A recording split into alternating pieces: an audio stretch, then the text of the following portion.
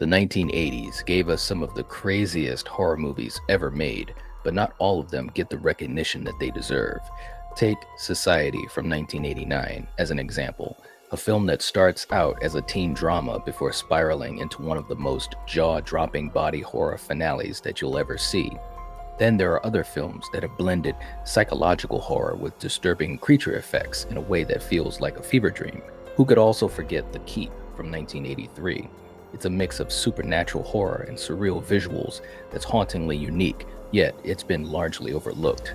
These films didn't just push boundaries, they shattered them, delivering nightmare fuel that's just as shocking as it is today. You want more deep dives into underrated, crazy horror gems? Then hit the subscribe button and join me as we unearth more forgotten frights. Then stay tuned and proceed with caution. Who knows, maybe one or all of them might become favorites for the rest of your life. Let's get down to brass tacks. John Carpenter's Prince of Darkness is an eerie blend of science fiction and supernatural horror that explores the unsettling intersection of religion and quantum physics. Released in 1987, the film showcases Carpenter's signature style of atmospheric tension, underscored by his chilling and electronic score. It's a movie that resonates long after the credits roll, leaving viewers to ponder the nature of reality and evil itself. The story follows a group of scientists and theology students who are summoned to an abandoned Los Angeles church by Professor Howard Birack, played by Victor Wong, and a priest played by Donald Pleasance. Inside, they discover a mysterious container of swirling green liquid that defies scientific explanation. As they investigate, they uncover evidence that this ancient substance is the embodiment of pure evil, a sentient, otherworldly force waiting to be unleashed. Carpenter weaves a narrative that pits science against religion, blurring the lines between the known and the unknown. One of the most striking aspects of Prince of Darkness is its atmosphere. The abandoned church is a perfect setting, enhancing the feeling of isolation and dread.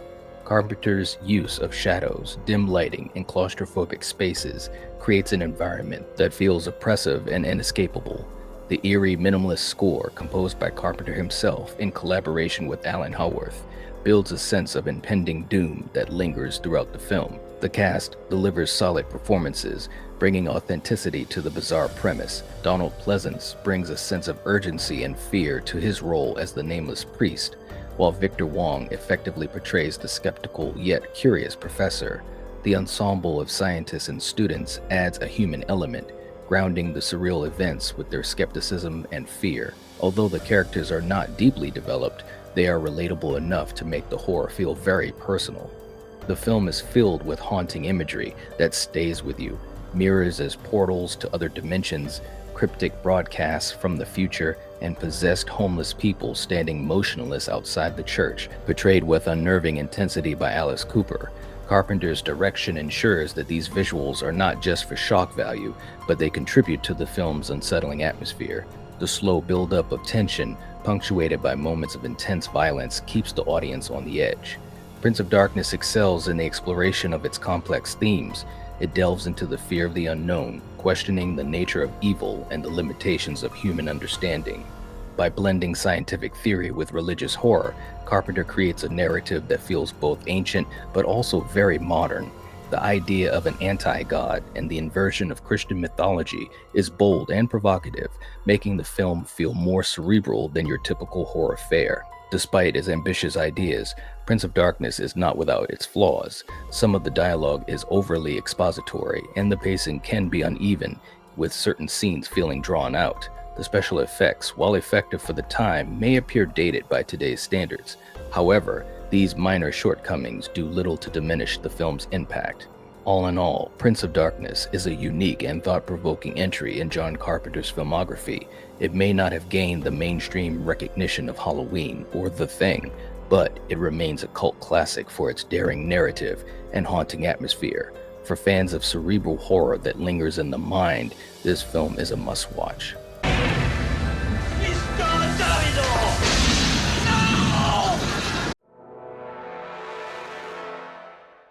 Possession, directed by Andrzej Żuławski and starring Sam Neill and Isabelle Adjani, is a haunting psychological horror film that defies conventional storytelling. Released in 1981, it has since gained a reputation as a cult classic for its unflinching exploration of emotional turmoil, fractured relationships, and existential dread. Combining horror, drama, and surrealism, Possession is a visceral, cinematic experience that challenges audiences to confront the darker aspects of human nature. The film follows Mark, played by Sam Neill, an international spy who returns home to West Berlin to find his wife, Anna, played by Isabelle Adjani, behaving erratically. She demands a divorce without explanation, leaving Mark desperate to understand her sudden detachment. As he investigates, he discovers her involvement with a mysterious lover named Heinrich. However, the truth is far more disturbing than infidelity, as Mark uncovers Anna's descent into madness and the presence of a grotesque, otherworldly creature lurking in a dilapidated apartment. Zulawski crafts a narrative that is deliberately disorienting, mirroring the emotional chaos experienced by the characters. The setting of Cold War Berlin, with its divided cityscape and oppressive atmosphere, serves as a powerful backdrop, reinforcing the film's themes of separation and alienation. The use of stark, almost sterile cinematography amplifies the sense of isolation, creating a cold, detached world where emotional and physical boundaries are constantly blurred. The performances are nothing short of extraordinary. Isabelle Adjani delivers one of the most intense portrayals of psychological disintegration ever committed to film. Her performance is raw and unrestrained, most memorably showcased in the infamous subway scene where she experiences a horrifying emotional breakdown. Her physicality and vocal expressions are both terrifying and mesmerizing, capturing the audience's attention with a sense of tragic beauty. Adjani's commitment to the role earned her the Best Actress award at the Cannes Film Festival. Sam Neill is equally compelling as Mark, navigating a complex character arc that transitions from confusion to obsession. His portrayal of a man unraveling as he confronts the incomprehensible is both sympathetic and disturbing. The chemistry between Neill and Adjani feels painfully real, enhancing the emotional impact of their characters' destructive relationship. Possession is not a straightforward horror film. It weaves elements of psychological drama, body horror, and supernatural mystery into a narrative that defies easy interpretation. The creature effects, designed by Carlo Rambaldi, known for his work on Alien, are both grotesque and fascinating, serving as a physical manifestation of Anna's inner turmoil. These effects are not merely for shock value, but are integral to the film's exploration of identity, love, and destruction. Zulawski's direction is bold and unapologetic, refusing to provide the clear answers. The film's pacing is erratic, with scenes that oscillate between frenetic energy and eerie stillness. This unpredictability creates an atmosphere of constant tension and discomfort, keeping viewers on the edge. The sound design, featuring unsettling noises and an eerie score, further enhances the sense of unease. While Possession is a deeply affecting and thought-provoking film, it is not for everyone. Its abstract narrative and intense performances can be overwhelming, and its disturbing imagery may be off-putting to some viewers. However, for those willing to engage with its complex symbolism and emotional depth, Possession offers a singular cinematic experience that lingers long after viewing. It is definitely a masterful exploration of the human psyche, love, and identity, a film that resists categorization, blending horror and drama with avant-garde artistry. For fans of psychological horror and surreal storytelling, this film is an unforgettable journey into the abyss of human emotion.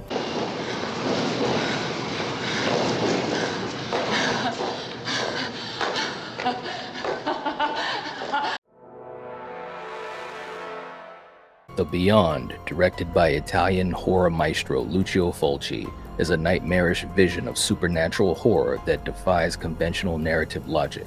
Released in 1981 as the second installment of Fulci's unofficial Gates of Hell trilogy, the film has since earned a reputation as one of the most surreal and atmospheric horror movies of its era.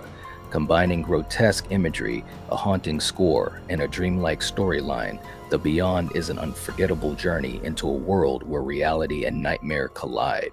The film follows Lisa Merrill, played by Catriona MacColl, a young woman who inherits an old hotel in Louisiana, unaware that it was built over one of the 7 gateways to hell. As she begins renovations, a series of inexplicable and gruesome events occur, revealing the building's dark history. Joined by Dr. John McCabe, played by David Warbeck, Lisa uncovers the horrifying truth behind the hotel's cursed legacy. With each passing day, the line between the living and the dead becomes increasingly blurred as the gateway threatens to unleash unspeakable evil upon the world. From the opening sequence set in 1927, Fulci establishes an atmosphere of dread and mystery. The scene depicts a brutal mob attack on an artist named Schweck, accused of witchcraft and tortured to death in the hotel's basement. The violence is unflinching, showcasing Fulci's signature use of gore and shocking imagery. This prologue not only sets the tone, but also introduces the central theme of vengeance from beyond the grave. The Beyond is renowned for its surreal visuals and haunting atmosphere. Fulci's use of decaying, dilapidated sets creates a palpable sense of decay and doom. The hotel itself becomes a character, its corridors and rooms filled with eerie silence and ominous shadows. The cinematography by Sergio Salvati enhances this feeling of unease with creative camera angles and unsettling close-ups. Each shot is meticulously composed to maximize tension and discomfort, keeping the audience on edge. The film's narrative is intentionally fragmented, embracing a nightmarish logic that defies conventional storytelling. Fulci crafts a disjointed, almost dreamlike progression of events, blurring the boundaries between reality and hallucination. This approach may be confusing to some viewers, but it effectively enhances the film's otherworldly atmosphere, creating an experience that feels like a descent into madness. One of the most memorable aspects of The Beyond is its gruesome special effects. Fulci does not shy away from graphic violence, depicting scenes of eye gouging, flesh-eating tarantulas, and reanimated corpses with unflinching detail. These effects, crafted by Gennaro De Rossi, are practical and grotesque, giving the film a visceral quality that is both shocking and mesmerizing. Complementing the visuals is Fabio Frizzi's haunting musical score. The eerie melodies and ominous synths enhance the film's sense of despair and impending doom. Frizzi's music lingers long after the film ends, reinforcing the movie's nightmarish atmosphere. The performances are effective, with Catriona MacColl delivering a convincing portrayal of fear and confusion as Lisa. David Warbeck provides a grounded presence as the skeptical doctor, balancing the film's surreal elements with a touch of realism. However, The Beyond is less concerned with character development and more focused on creating an immersive sensory experience. While The Beyond is celebrated for its bold visuals and haunting atmosphere, its abstract narrative and relentless brutality are not for everyone. The lack of coherent plot progression may frustrate viewers accustomed to traditional storytelling.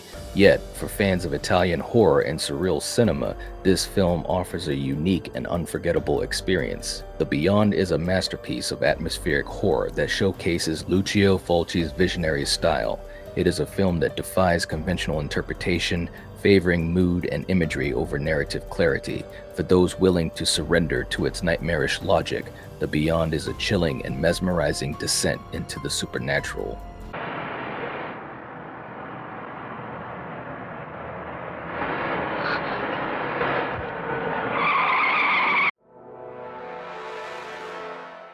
Day of the Dead, directed by George A. Romero, is the third installment in his iconic zombie trilogy, following Night of the Living Dead and Dawn of the Dead.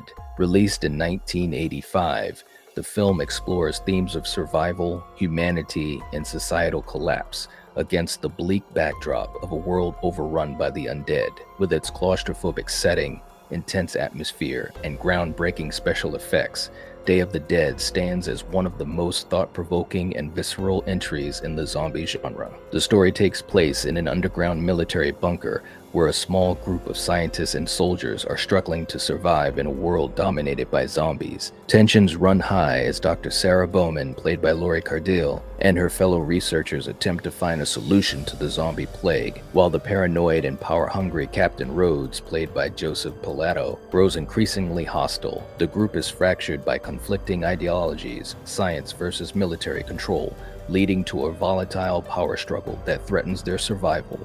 One of the film's greatest strengths is its focus on character dynamics and psychological tension.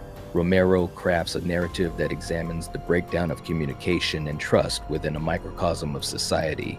The claustrophobic setting amplifies the sense of paranoia and despair, creating an atmosphere of suffocating tension. The underground bunker, with its cold concrete walls and dim lighting, serves as both a refuge and a prison, highlighting the character's growing sense of hopelessness. Laurie Cardille delivers a powerful performance as Sarah, bringing strength and vulnerability to her role as the group's moral center. Her determination to find a solution, despite overwhelming odds, makes her one of the most compelling protagonists in Romero's filmography. Joseph Pilato is unforgettable as Captain Rhodes, embodying unchecked aggression and tyranny. His unhinged portrayal of a man driven mad by fear and power is both terrifying and mesmerizing. However, the standout character is Bub, played by Sherman Howard, a zombie who shows signs of intelligence and emotion. Under the care of Dr. Logan, Bub learns to perform simple tasks and displays remnants of human memory. This exploration of zombie consciousness adds a layer of depth and tragedy to the story, challenging the audience to reconsider their perception of the undead. Bub's interactions with Logan provide some of the film's most poignant and thought-provoking moments. Tom Savini's special effects are a highlight of Day of the Dead, showcasing some of the most gruesome and realistic practical effects ever seen in a zombie movie. From disembowelments to graphic headshots, the gore is both shocking and masterfully executed. Savini's work is a testament to the power of practical effects, giving the film a visceral impact that CGI cannot replicate. Romero's direction is relentless, maintaining a sense of dread and tension throughout the film. The pacing is deliberate, building slowly towards a brutal and cathartic climax. The film's bleak tone is reinforced by John Harrison's haunting musical score, which enhances the sense of despair and inevitability. Despite its initial lukewarm reception, Day of the Dead has been reevaluated over the years and is now considered one of Romero's most ambitious and complex works. Its exploration of societal collapse, human nature, and the possibility of coexistence with the undead sets it apart from other entries in the genre. Day of the Dead is very powerful and unsettling. It's a film that challenges audiences to confront their own fears and prejudices. It combines thought-provoking themes with masterful special effects and unforgettable performances. For fans of intelligent horror that goes beyond mere shock value, Day of the Dead is essential viewing. We've been punished by the Creator. He visited a curse on us, so we might get a look at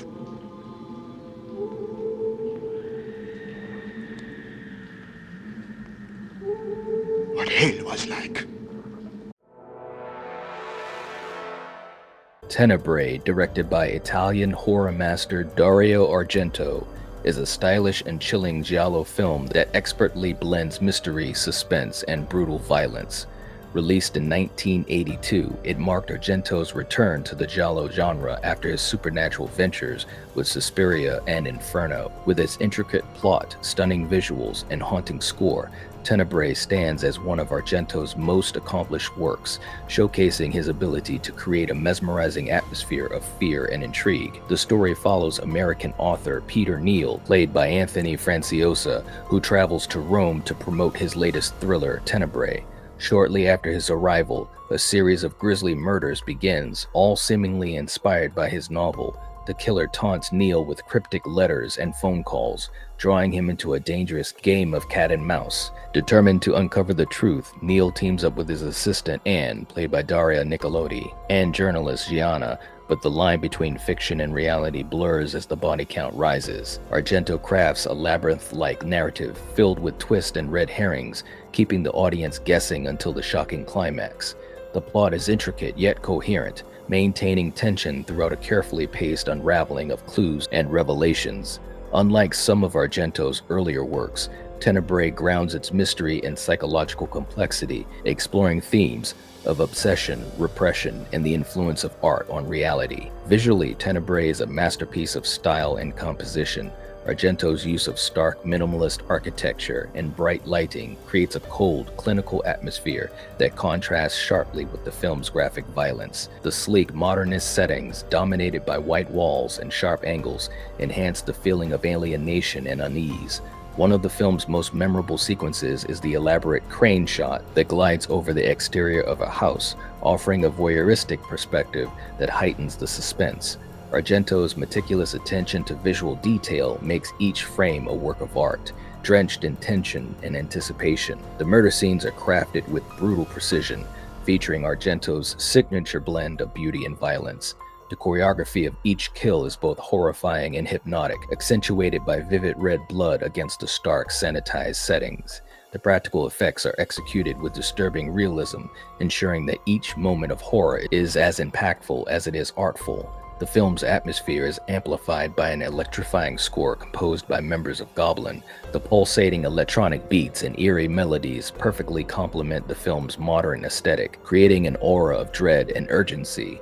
The music is not merely background noise, but an integral part of the narrative, enhancing the tension and emotional intensity of each scene. Anthony Franciosa delivers a compelling performance as Peter Neal, balancing charisma and paranoia as his character becomes ensnared in the mystery. Daria Nicolodi provides a grounded and sympathetic presence as Anne, while John Saxon offers a touch of humor as Neal's flamboyant agent.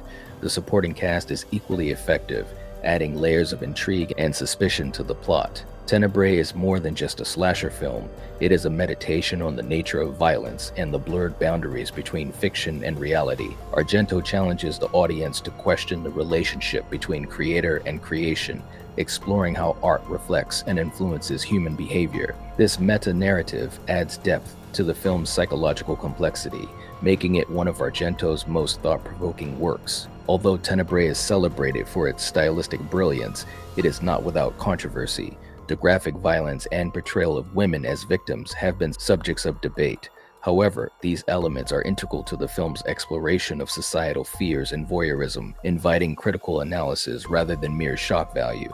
Tenebrae is a masterclass in giallo filmmaking, showcasing Dario Argento's genius for visual storytelling and suspense.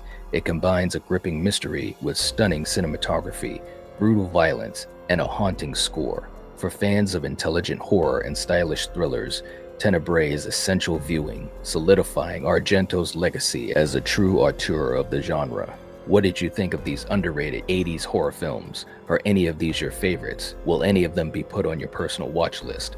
Make sure you let me know in the comment section. If you found this video entertaining or informative, please hit the like button and also subscribe to the Night Watch Zone. This is the time to do it, and become part of this fantastic movie community where you'll never love and talk about movies the same. Check out my other videos and live streams here, and I'll catch you there. If you're watching this, if you're listening to this, you are the Night Watch. Peace.